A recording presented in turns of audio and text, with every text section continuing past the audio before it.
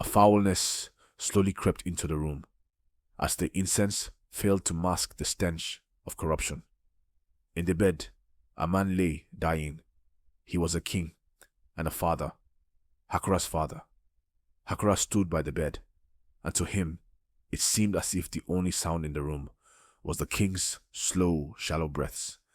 He counted each one as it came. Though he had not been standing for very long, Hakura had already begun to tire. He leaned a bit more heavily on his walking stick. For a moment, the king's eyes flickered towards him, and he wondered if that was disappointment he saw in them, even now. The king was not a young man. The woolly hair on his head had already gone grey. Yet, when he had left the city 7 days before to deal with some minor raids to the north, he was as strong as any man half his age. A veteran of well over a dozen battlefields, King Sofokonkisa was a warrior without equal, like all of his bloodline, save for Hakura himself. In his youth, men had called him Tsofo the Mountain. In part for his size, he was a man near 7 feet tall, and in part because despite all his warring, he had never taken injury. Gently, Hakura lifted one corner of the sheet and peered beneath it.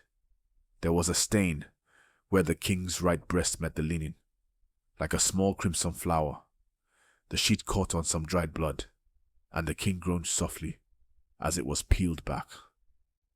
The wound had been bound tight, yet it seemed to make little difference. The lance had bitten deep, puncturing through leather and mail to glut itself on King's flesh. If the blow had fallen on his left side instead of the right, then a corpse would be laying on the bed. Perhaps one does. For a moment, Hakura considered using his gift to sleep inside the king's dreams and speak with him one last time. Instead, he let the sheet fall. A door opened on the other side of the room, and a dark-skinned old man in blood, spattered white robes entered. He stood quietly to one side, hesitant to approach. When their eyes met, the old man bowed his head. Frowning, Hakura crossed the room. The king's apartments were large and richly decorated. The tables and chairs were all polished, ebony, etched with symbols in gold and silver. The walls held shelves that displayed many fine wooden carvings, as well as being painted intricate sigils and symbols, some decorative and some for protection. When he came to a stop in front of the old man, "Yes," was the only word Hakura spoke. The old man looked up at him, as most men had to. He may not have inherited the king's strength, but he certainly had his height. Beads of sweat gathered on the old man's forehead, and his mouth opened and closed, searching for the right words. After a time, the old man seemed to find his courage. "Prince Hakura," he began, "my assistant and I have done all we can for the king. Truly, not even the physicians of great Hakura could do better." "Are you saying he will die?" The old man made a small choking noise.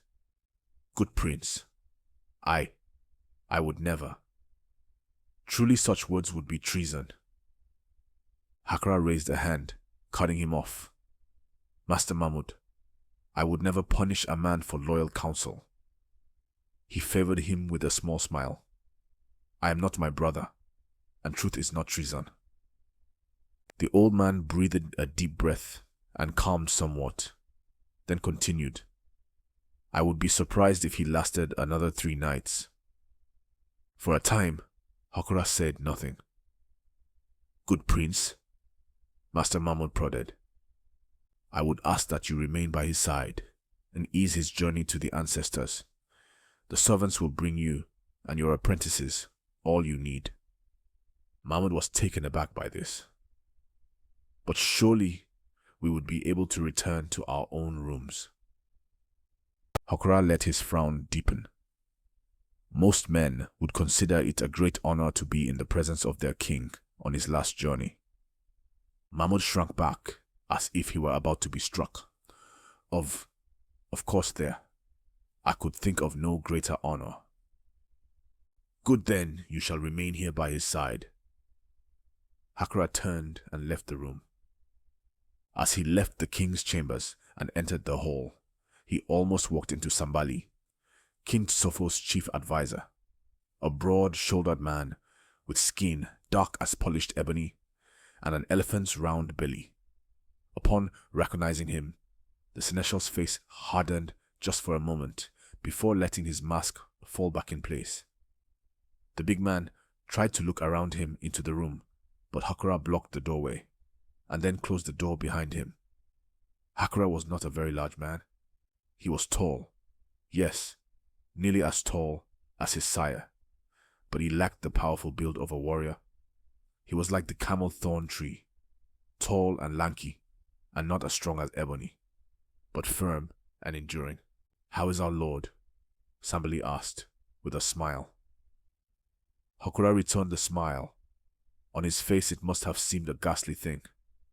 Though no one would likely consider him an ugly man, his face was long and gaunt. His cheeks hollows, and the sunken skeletal set of his eyes were the most normal thing about them. It was his left eye that unsettled people the most. The right eye was a deep brown, like most men, but the left had never decided which color it wanted to be.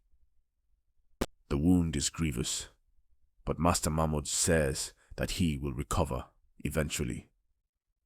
Like everyone else, Sambali glanced up at him, then quickly looked away. There was doubt in his voice when he answered. The men who were with him all say the wound looked fatal. Hakura swatted down the comment, as one would a fly. The battlefield is chaotic, and stories told in haste are not to be trusted.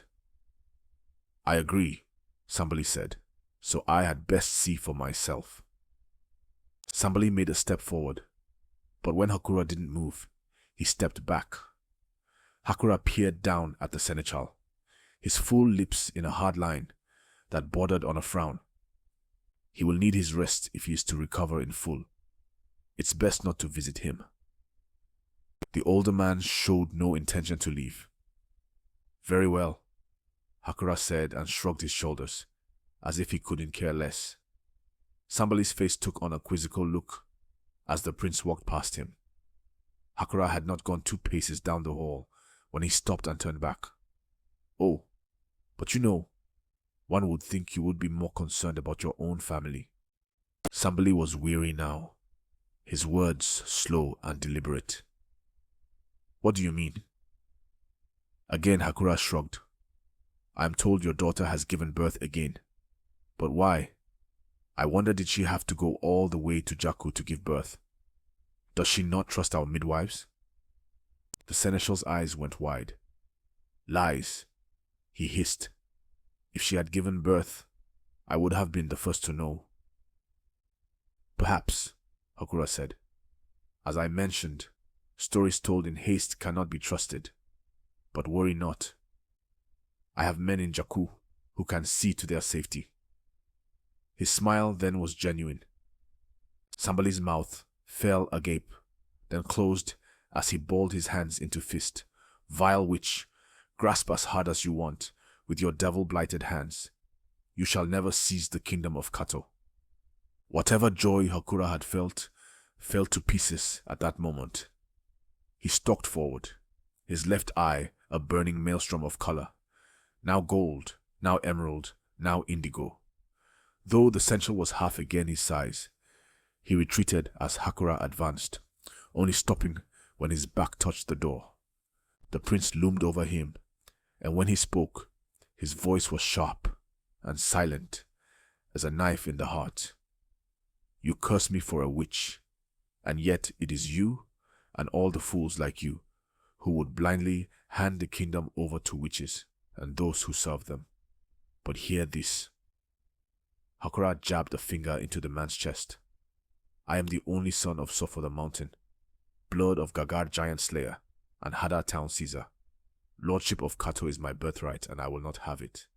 And the house of Kankisa stolen from me by the son of a general, whose name will be forgotten before the next generation reaches manhood.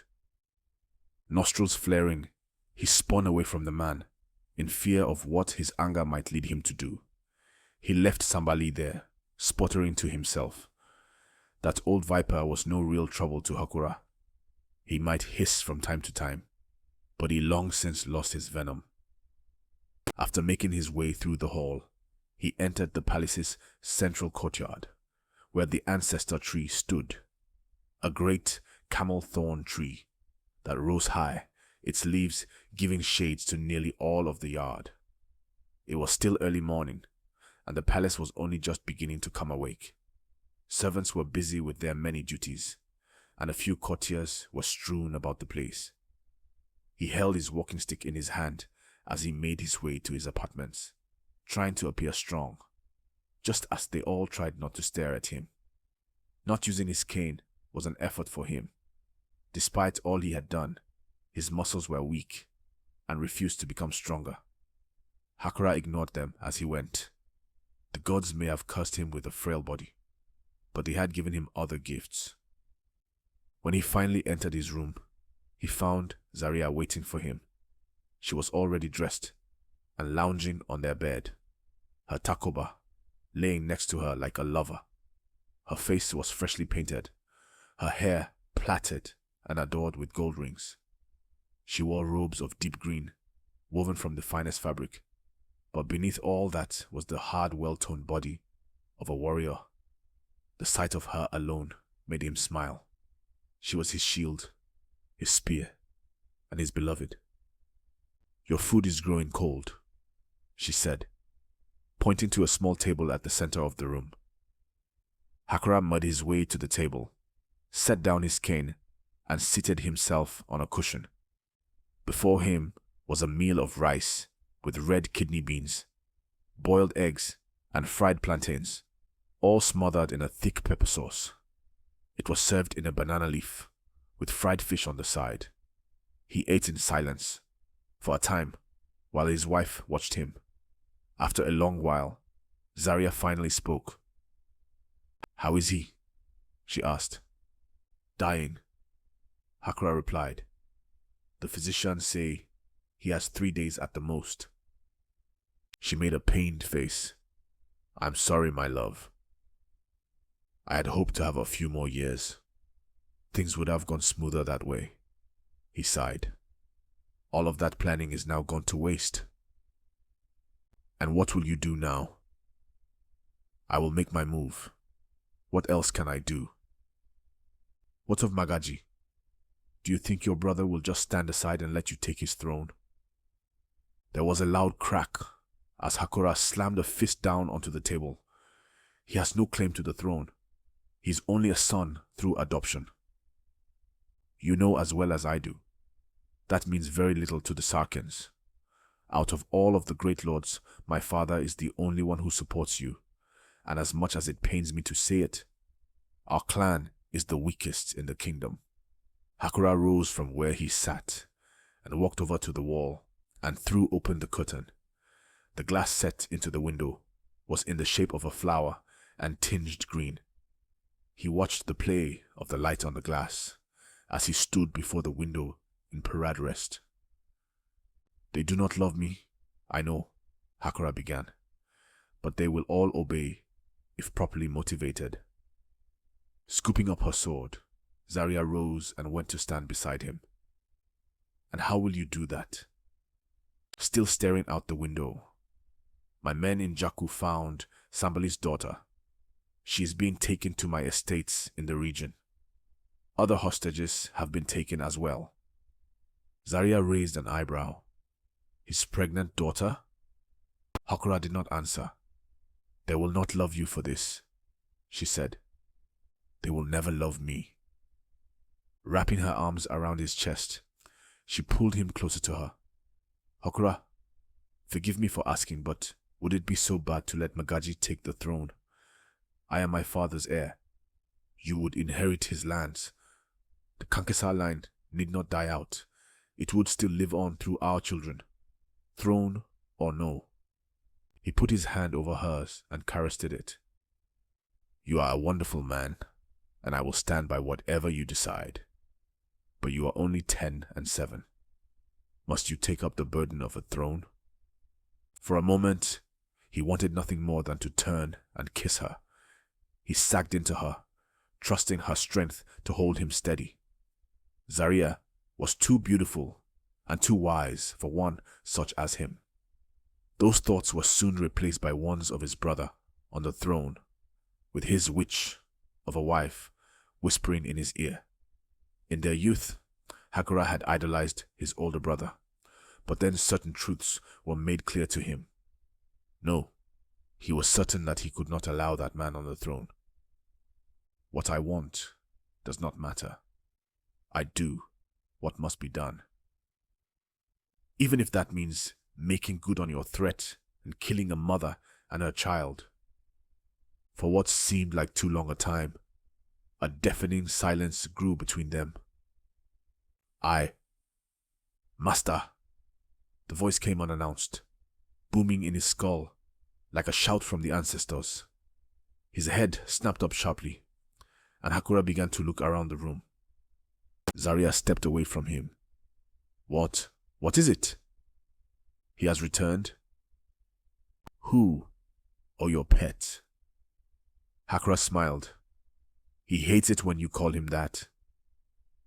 In the corner of the room, a ball of smokeless flame bloomed, sapphire slashed with scarlet. The flames coalesced into a creature that was something between a scorpion and a wasp. Master! The voice came again in his head. It floated towards them, as if it was submerged in water. The thing's crystalline carapace twinkled as it passed Zaria's head and into the sunlight. Where is he? Zaria asked. Just past your head to your left. She flinched away. Well, it's rude of him not to show himself. You heard her, Idris. Reveal yourself. The thing gave a mental groan. It disliked being seen by any aside from Hakura. Zaria made a little grunt in surprise and took a pace back as Idris came into her view. Idris had been Hakura's companion and greatest secret for as long as he could remember. At first he had thought the creature to be a devil that had latched onto him. Yet, over the years he had spent long hours in research and eventually discovered that his dear Idris was no devil, but a jinn. Did you do as I asked? And speak out loud so Zaria could hear you. Another mental groan. Sakin Aguma is incapacitated. He shouldn't rise from his stupor for another week. What did you do to him? Zaria asked. Idris turned to her, his mandibles twitching and pincers clicking. He fixed his many obsidian eyes on her, and she shuddered visibly. He didn't smile. He hadn't the mouth for it, but Hakura could feel Idris's pleasure. Nightmare's mistress. He will spend the next few days in perpetual dreams. He was Magaji's best ally. Removing him from the game is a great boon to us, Hakura said. That will only slow him. In time, he will become a problem again. Zaria said, crossing her arms beneath her breasts. Time is precisely what we need, he said, as he made his way over to the bed and sat down. I have kept all news of the king's health from leaving the palace. The gates are closed, and his surgeons are all confined to his room. With my older brother busy putting down a raid in the south, even word of the king's injury should take some time to reach him. By the time he returns, I mean to already sit on the throne. That, his wife said, is only true if the king dies. Hakura looked at her, his left eye a soft sullen blue. She stared back into his eyes, unflinching. He will, he said, certain as sunrise. King Sofokankisa did die. However, he lingered long past the predicted 3 days, living another 10. The funeral was arranged rapidly. It began with the preparation of the body. The king's organs were removed and burned in the courtyard, the ashes from which were stored away, to later be used in the coronation. Next, a large bull was slaughtered, and the king was wrapped in its hide. Traditionally, a feast would have followed, but Hakura dispensed with that. When the body was fully prepped and placed on the royal palanquin, the procession began. The royal palanquin led the march through a city dressed all in white to show that they were in mourning. Hakura followed closely behind. Though he could not ride a horse, his body lacked the strength for such a journey. Instead, he was borne upon a chariot, driven by Zaria, that was a gift by merchants from above the great sea of sands. The fact that he could not ride was another great shame. The men of Kato were horse lords, famed for their cavalry, yet Hakura could not sit a horse for very long. Still, as the procession went on, he cut a striking figure. A tall man with a hard face and oil-black skin, smooth and unmarred. While all others wore white, Hakura displayed the colors of a crowned prince. He wore robes black as night and accented with rich slashes of indigo. His turban and veil were black as well, and from it his left eye shone. After a few hours, they made their way through the city to the docks. The city was built on the shores of the great lake Olosa, which they shared with the neighboring kingdom of Kugajia. Their ultimate destination was a small island out on the lake that held the final resting place for the Kankisa kings, the city of tombs. The group that departed the docks was much smaller than the earlier procession. They had taken a half-dozen canoes and begun their voyage. It was dusk by the time they reached the shore. The city of tombs was the only structure on the island. From the outside, it looked like another walled settlement. In fact, it was more a town than a city. Its earthen walls were around 10 feet high, and beyond it, Hakura could see great mud brick minarets and mausoleums, all studded with wooden planks. Zaria remained on the shore by the boats, as only the crown prince and his bearers were permitted to enter the city. Hakura felt a shudder run through him as he crossed the threshold to the city gates. For a moment, he paused, leaning on his walking stick. His bearers took no notice as they carried the royal palanquin. "Do you feel that?" Idris asked. "Yes, it is as you've described," Hakura thought in reply. He began walking again, moving swiftly to catch up with the bearers. They found Tsofo's tomb in the eastern section of the city. It was by tradition that upon coronation, a Kankisa king would begin construction on his tomb. Tsofo had long been inspired by stories about the kings in the land above the sea of sands, and thus instructed his architects to build his tomb in a pyramid fashion. Inside, a stone sarcophagus waited. The king was placed inside, and it was sealed. Hakura then commanded the bearers to leave, and told them that he would remain to say his final farewell in private. When they were gone, Idris manifested next to him. "He's on his way," the jinn said. "How long?" The answer came in his head. "An hour." "Then I have some time," Hakura said, and felt the jinn's confusion. "This place is all you promised and more. Here I feel as though all things are possible, and there is something I would like to try." Hakura kneeled before the sarcophagus and closed his eyes. He had never attempted anything quite like this, yet it was somehow easy.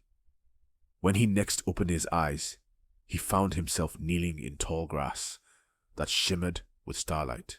He stood.